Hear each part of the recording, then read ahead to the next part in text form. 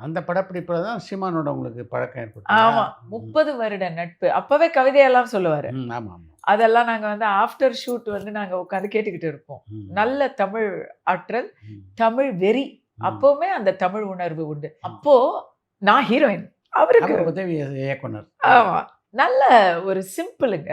இன்னைக்கு அவர் ஒரு பெரிய தமிழகத்துல தமிழ் உணர்வுக்கு அவர் ஒரு தலைவர். ரொம்ப நாள் கழிச்சு நான் அமெரிக்கா போயிட்டேன். திரும்பி வந்தேன். திரும்பி வந்து அரசியல்ல அப்ப அரசியல்னு பேசல. சமூக விஷயங்கள பத்தி பேச ஆரம்பிச்ச சமயத்துல, ஒரு இடத்துல சொற்பொழிவு ஆற்றுறதுக்காக நான் போறேன். அங்க வந்து இவரும் வந்திருக்காரு. அங்க ஒரு பெரிய ஆர்ப்பாட்டத்துக்காக.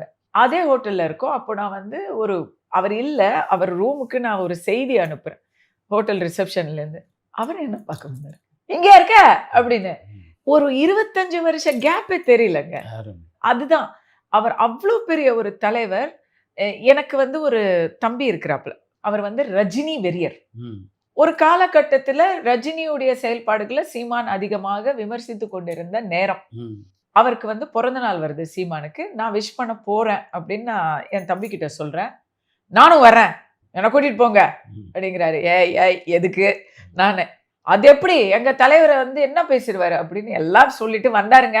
வந்து இவரு என் தம்பிங்க இது உங்கள விஷ் பண்றதுக்கு வந்திருக்கிறாரு அப்படின்னு நான் சொல்றேன். "என்னப்பா தம்பி?" அப்படின்னு தோள்ல கை போட்டாரு. அதுதான் அவன் மெல்ட் ஆயி ஒரு 1/2 மணி நேரம் அந்த சந்திப்பு நடந்திருக்கும். கடைசியில நாங்க 2 பேரும் செல்ஃபி எடுக்கிறத என் தம்பி தான் எடுத்து எங்களுக்கு ஃபோட்டோ குடுக்குறாரு. என் தம்பி வந்து சீமான் ரசிகரா மாறிட்டாரு. கன்வெர்ட் ஆயிட்டாரு. எனக்கு ரஜினிய நான் விட்டு குடுக்க மாட்டேன். ஆனா இவருக்கு ஏங்க சரியா தானே சொல்றாரு அப்படின்னு. அதுக்கு அவர் சொன்ன மாதிரியே ரஜினி அரசியலுக்கு வராம ஜகா வாங்கிட்டாரு.